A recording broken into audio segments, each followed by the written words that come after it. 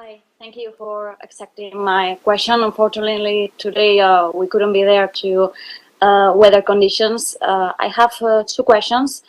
The first one is about the impact of balance sheet reduction. Recently, Mr. De Guindos admitted that the ECB was unaware of the consequences of starting to reduce the balance sheet, as it lacks prior experience. Have you discussed about that possible impact? Could you help us to shed some more light on this? And in second place, we've seen how recently the ECB has increased its warnings about banks, saying that they are being very bullish on their outlook. But my question is, isn't the ECB also being overly optimistic in saying that the Eurozone recession will be or would be relatively short-lived and shallow?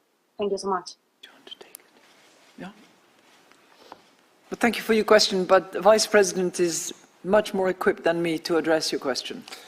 Well, the question on the banks, we have always indicated that the increase in interest rates is improving the short-term profitability of the European banks, but that we should not be blinded because of this improvement, this short-term improvement in profitability, and that we should take into consideration perhaps a broader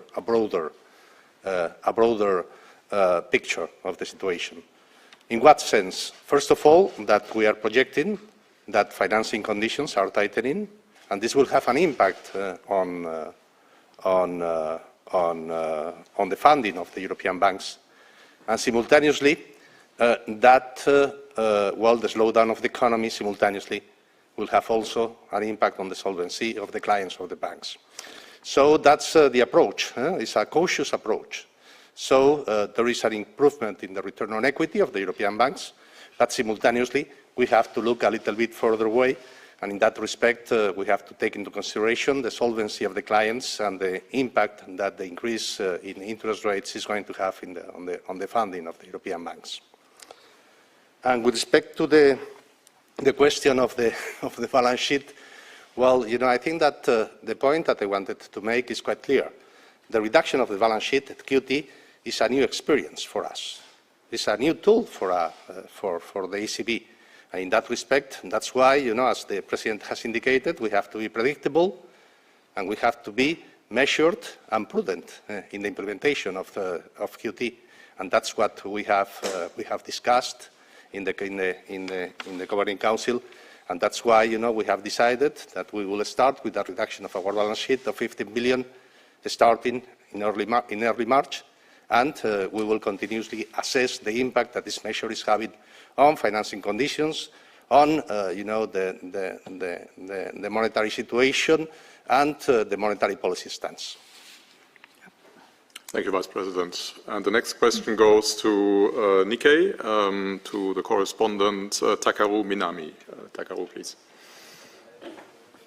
Bueno, pues ahí escuchaban la respuesta a la pregunta que ha hecho nuestra compañera Marta Isern, que no ha podido estar allí en Frankfurt por problemas meteorológicos con el clima, desde luego, pero bueno, aún así nos han dado paso de forma online. Marta ha preguntado, entre otras cosas, por ejemplo, cuál va a ser el impacto de la reducción del balance y también si el Banco Central Europeo estaba siendo demasiado optimista con eso de decir que la recesión va a ser una recesión, bueno, bastante light, ¿no? Ha respondido el vicepresidente del Banco Central Europeo, ha respondido Luis de Guindos, un poco por alusión, porque Marta, por ejemplo, citaba también esas palabras de Luis de Guindos diciendo que era difícil pues poder adelantarse y ver cuáles iban a ser las consecuencias de la reducción del balance. Precisamente ha respondido sobre este tema, se ha reído cuando ha empezado a responder respecto a este asunto. Luis de Guindos ha dicho básicamente que bueno, una reducción del balance es una experiencia nueva, de ahí que dijera que no se pueden tampoco prever con demasiada claridad esas consecuencias de la reducción del balance, y dice que ese es el motivo por el que dicen que tiene que ser una reducción de balance que que se pueda predecir, que eso es lo que han discutido y que en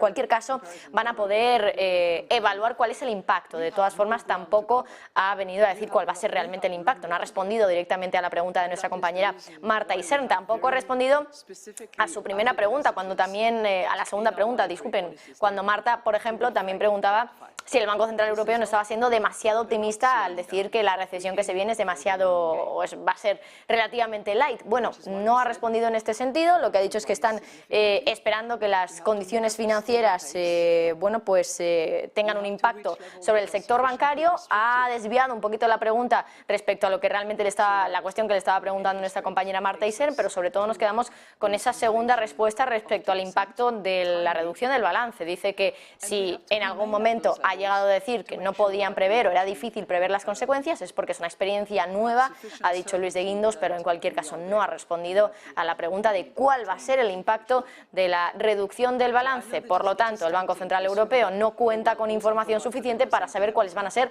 los efectos de empezar a reducir el balance en esos 15.000 millones de euros al mes. Sigue hablando Lagarde. Thank you, President Lagarde. And the next question